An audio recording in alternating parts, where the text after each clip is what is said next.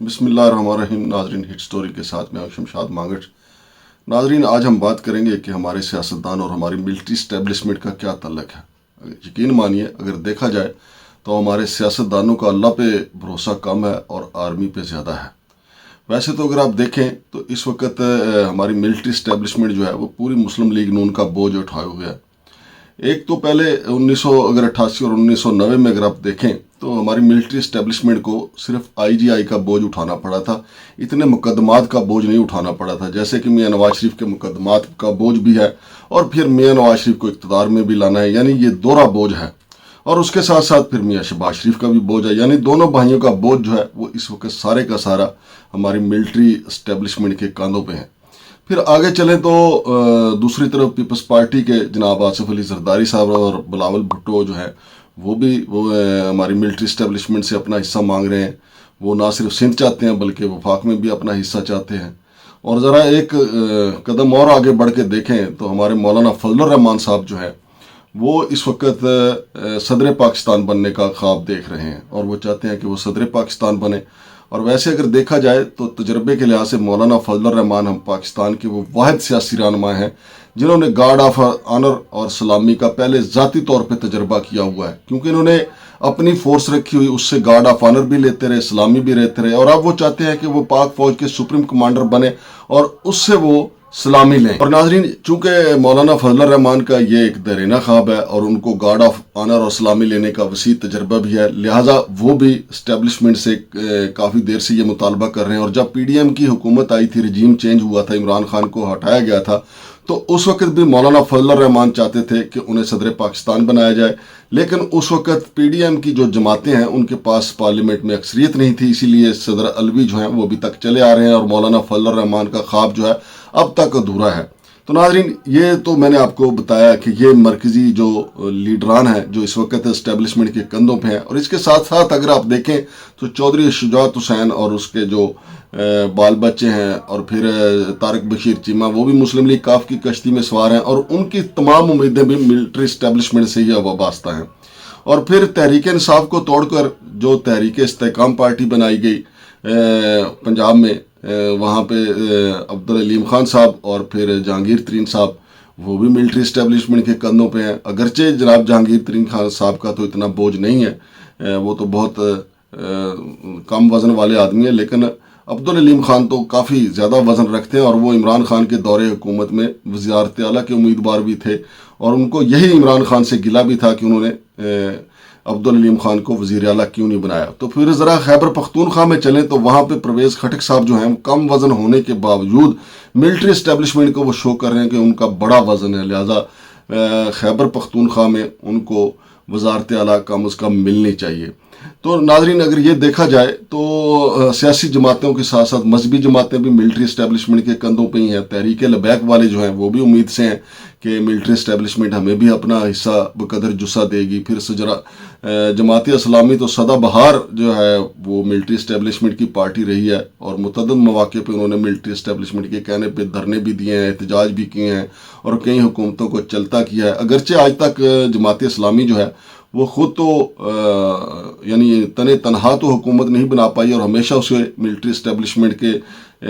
سہارے کی ضرورت پڑی، اور ملٹری اسٹیبلشمنٹ اسے کسی ایسے بڑے طاقتور سیاسی پہلوان کے کھاتے میں ڈال دیتی ہے جس کو اقتدار سونپا جا رہا ہوتا ہے اور پھر تھوڑا بہت حصہ جو ہے جماعت اسلامی کو بھی مل جاتا ہے. تو ناظرین، یہ چونکہ ہمارے سیاستدانوں کا یہ یقین ہے، ویسے تو ہمارا مملکت پاکستان جو ہے وہ اسلام کے نام پہ بنا ہے اور ہمارا پہلا یقین یہی ہونا چاہیے کہ اللہ ہی کارساز ہے، اللہ ہی سب کچھ کر سکتا ہے. اور ہمارے آئین میں بھی لکھا ہے کہ حاکمیت اللہ کی ہے. لیکن عملی طور پہ اگر آپ دیکھیں تو ہمارے تمام سیاستدان جو گزر گئے، جو موجود ہیں، سب کا دار و مدار جو ہے وہ ہماری آرمی پہ ہے. اب یہ سیاستدان جن کا میں نے ذکر کیا، نواز شریف، شہباز شریف، مریم نواز، بلاول بھٹو، آصف علی زرداری، سراج الحق صاحب، مولانا فضل الرحمان، ٹی ایل پی والے اور دوسرے جتنے بھی مذہبی اور سیاسی لیڈر ہیں، ایک طرف تو وہ یہ چاہتے ہیں کہ ان کو اقتدار دیا جائے اور دوسری ساتھ ساتھ وہ یہ بھی چاہتے ہیں کہ پی ٹی آئی کا ستیہ ناش کر دیا جائے. اور پی ٹی آئی کا کسی حد تک تو ستیہ ناش ملٹری اسٹیبلشمنٹ نے کیا بھی ہے، 2 جماعتیں تو اس کی کوکھ سے جنم لے چکی ہیں. اور دیکھیں، دلچسپ بات یہ ہے کہ ملٹری اسٹیبلشمنٹ ہی جو ہے وہ اقتدار کا ہمیشہ سے مرکز رہی ہے، اور الیکشن کمیشن آف پاکستان نے ہمیشہ ملٹری اسٹیبلشمنٹ کے کہنے پہ اپنا سیاسی کردار جو ہے وہ ادا کیا ہے، اور آج تک یہی وجہ ہے کہ پاکستان میں جو بھی الیکشن ہوئے ہیں وہ متنازع ہی رہے ہیں۔ اور اب جو الیکشن ہونے جا رہا ہے 8 فروری جس کے لیے اناؤنسمنٹ کی گئی ہے، اس میں پوری پہلی تو کوشش یہی کی جا رہی ہے کہ ملٹری اسٹیبلشمنٹ جو ہے سیاسی جماعتوں کا مطالبہ ہے، خاص طور پہ مسلم لیگ نون کا، کہ پی ٹی آئی کو بہت کمزور کر دیا جائے، اور اس کے لیے انٹرا پارٹی کی الیکشن کی شرط رکھی گئی، وہ بھی انہوں نے کروا دی ہے۔ اور اب کہا جا رہا ہے کہ انٹرا پارٹی الیکشن میں دھاندلی ہوئی ہے۔ اب الیکشن کمیشن کا اصل کام تو عام انتخابات کروانا ہے، اور باقی جماعتیں تو آپ کے سامنے پریس ریلیز جاری کرتی ہیں کہ فلاں فلاں کو یہ عہدہ دے دیے گیا، لیکن اس کے باوجود عمران خان نے انٹرا پارٹی الیکشن کروائے ہیں، اور ان کے جو نامزد امیدوار تھے وہ کامیاب ہو گئے ہیں۔ اکبر ایس بابر صاحب کو گلا ہے کہ ان کو کاغذات نامزدگی نہیں دیے گئے، لیکن پی ٹی آئی کا کہنا ہے کہ وہ پہنچے ہی نہیں کاغذات نامزدگی کے لیے۔ لیکن ناظرین، اب دیکھیں کہ ہماری جو ملٹری اسٹیبلشمنٹ ہے وہ بھی گلہ کر سکتی ہے کہ ہم کتنا بوجھ اٹھائیں۔ سرحدوں کا دفاع بھی ہماری ملٹری اسٹیبلشمنٹ کے ذمہ ہے، پھر اس کے ساتھ ساتھ سمگلنگ کو روکنے کے لیے بھی آج کل ہماری ملٹری اسٹیبلشمنٹ ہی سارا کام کر رہی ہے، سرحدوں کے اوپر بڑی کڑی نگرانی کی جا رہی ہے۔ ویسے تو ہمارا ڈالر بھی سمگل ہو رہا تھا فروٹ کے کریٹوں میں، اور یہ کام بھی ہمارے نہ تو پولیس اس کو روک سکی، بلکہ ہمارے کسٹم حکام جو ہیں وہ تو سمگلروں کے اعلی کار بنے ہوئے تھے۔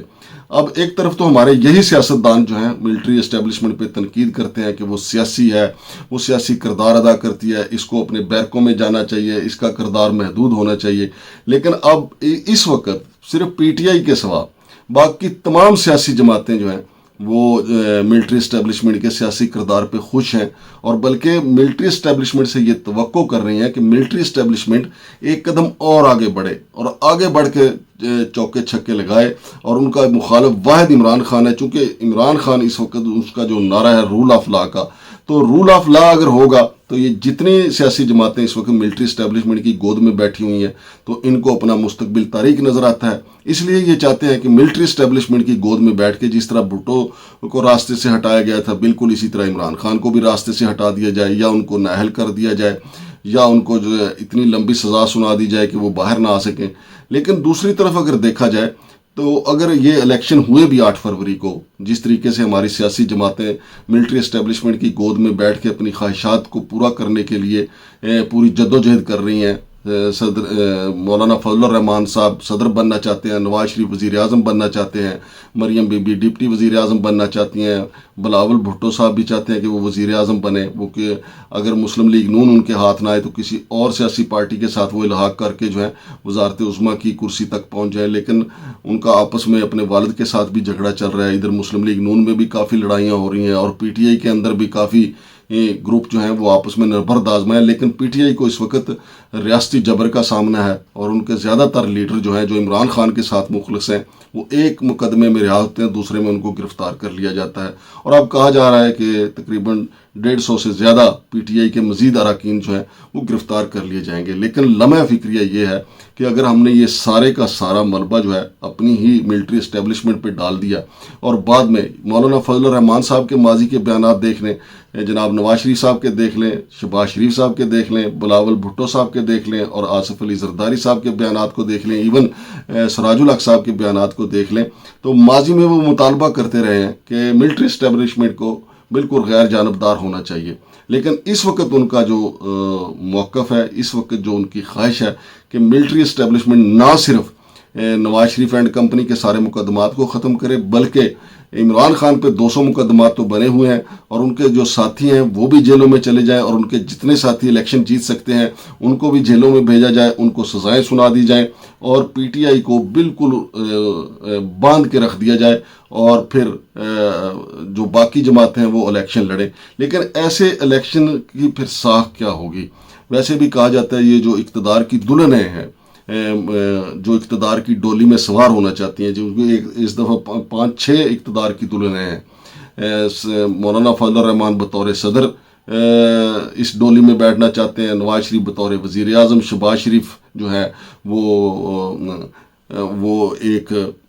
آئندہ آنے والے وزیر اعظم کے طور پہ اسی ڈولی میں بیٹھنا چاہتے ہیں. ڈپٹی وزیر اعظم کے طور پہ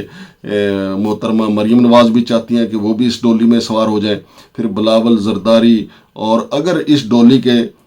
دو ڈنڈوں پہ، ایک ڈنڈے پہ جناب پرویز خٹک کو، دوسرے پہ عزت مآب جناب جہانگیر ترین کو بٹھا دیا جائے، اور جو اگلے والے دو ڈنڈے ہیں ان کے اوپر ایک پہ چودھری شجاعت حسین اور دوسرے پہ جناب سراج الحق کو بٹھا دیا جائے، کام تو چل سکتا ہے. لیکن یہ بھی تو ہو سکتا ہے کہ پھر اس ڈولی کے بانس ہی ٹوٹ جائیں. اور اگر یہ بانس ٹوٹ کے بیچ چراہے، چونکہ جب ڈولی دلہن رخصت ہوتی ہے یا اجتماعی جو دلہنیں رخصت ہوتی ہیں، تو بھائی ان کی ڈولیاں اٹھاتے ہیں. تو اگر یہ بانس ٹوٹ گئے تو بھائی لوگوں کے پاس تو پھر ایکس رے مشینیں بھی کم پڑ جائیں گی کہ کس کس کو کہاں کہاں چوٹ لگی ہے اور کس کس کو فریکچر ہوا ہے. تو یہ دیکھنے کی ضرورت یہ ہے کہ ہم کہتے تو یہ ہیں کہ جی ہماری ملٹری اسٹیبلشمنٹ نے ادارے جو ہیں وہ مضبوط نہیں ہونے دیے. تو کیا ہمارے سیاستدانوں نے ملٹری اسٹیبلشمنٹ کو، افواج پاکستان کو مضبوط ہونے دیا؟ ہمارے سیاستدان 75 سالوں سے صرف اور صرف اللہ کے سہارے نہیں، اللہ کے بھروسے پہ نہیں، آرمی کے سہارے پہ اقتدار حاصل کرتے رہے ہیں. اور اس وقت بھی تمام بڑی سیاسی جماعتوں جو ہیں ان کا دار و مدار آرمی پہ ہے کہ آرمی ان کو اقتدار میں لے کے آئے، آرمی عمران خان کے راستے بند کرے، آرمی عمران خان کو سزائیں سنائے، آرمی عمران خان کے ساتھیوں کو سزائیں سنائے. یعنی ایک طرف تو ہماری جو مذہبی سیاسی جماعتیں ہیں وہ بھی، اور دوسرے باقی بھی، سب کے سب جو ہے